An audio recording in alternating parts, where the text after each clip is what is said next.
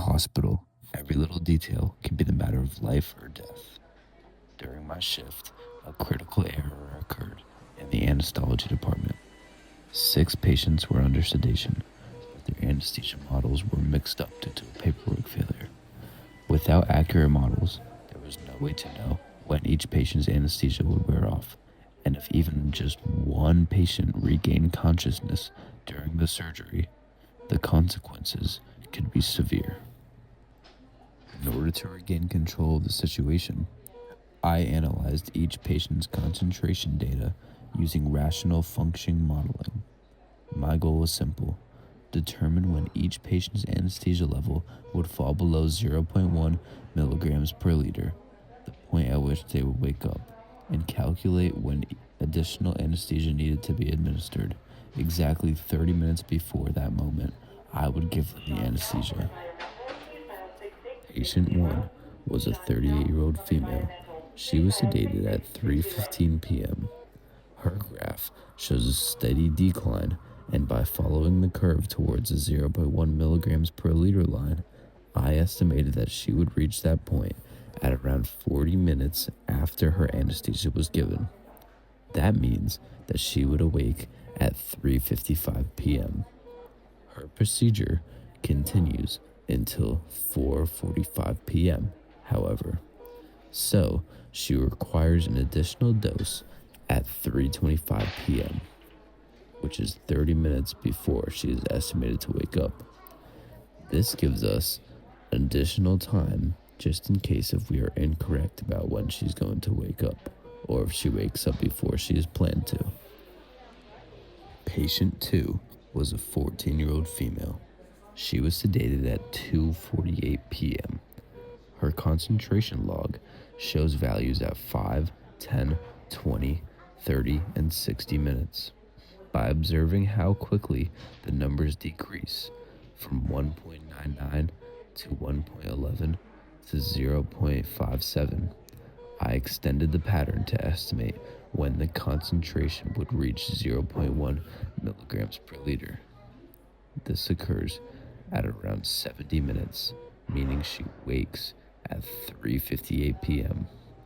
Her procedure ends at 4:25 p.m., so that means that she needs more anesthesia at 3:28 p.m. Patient 3 was a 73-year-old female. She was sedated at 11:56 a.m.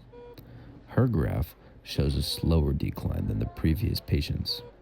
By tracking the curve as it approaches the 0.1 milligrams per liter line, I estimated a wake-up time of about 90 minutes after the anesthesia was given, or in other words, 1:26 p.m.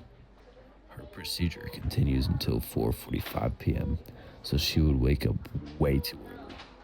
Her additional dose time is 12:56 p.m. Patient 4 was a 27-year-old male. He was sedated at 10:15 a.m. His concentration log shows a gradual decrease from 4.02 milligrams per liter at 5 minutes to 0.32 milligrams per liter at 120 minutes. The drop becomes slower over time, which is typical of irrational decay. Extending the pattern, the concentration reaches 0.1 milligrams per liter at about 120 minutes, or 1:15 p.m. His procedure lasts until 5:15 a.m., so he requires more anesthesia at 12:45 p.m. Patient 5 was a 51-year-old female. She was sedated at 12:55 p.m. Her graph peaks around 10 minutes and then declines smoothly.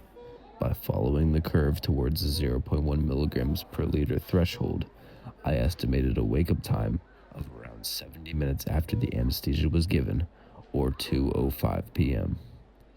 Her procedure ends at 5 p.m., so she needs an additional dose at 1:35 p.m. And finally, patient 6 was a 70-year-old male. He was sedated at 2:55 p.m. His concentration log shows a drop from 2.39 milligrams per liter at 5 minutes to 0.19 milligrams per liter at 75 minutes. The decrease slows as time goes on, so extending the pattern shows he reaches 0 0.1 milligrams per liter at around 100 minutes after the anesthesia was given, waking up at around 4:35 p.m. His procedure continues until 5:50 p.m., so he requires another dose at 4:05 p.m. After analyzing all 6 models, it became clear that every patient would wake up before their procedure ended. To prevent this, I created a precise care schedule to ensure continuous sedation throughout the crisis. My schedule showed 12:45 p.m. I would take care of patient 4. At 12:56 p.m., I would take care of patient 3.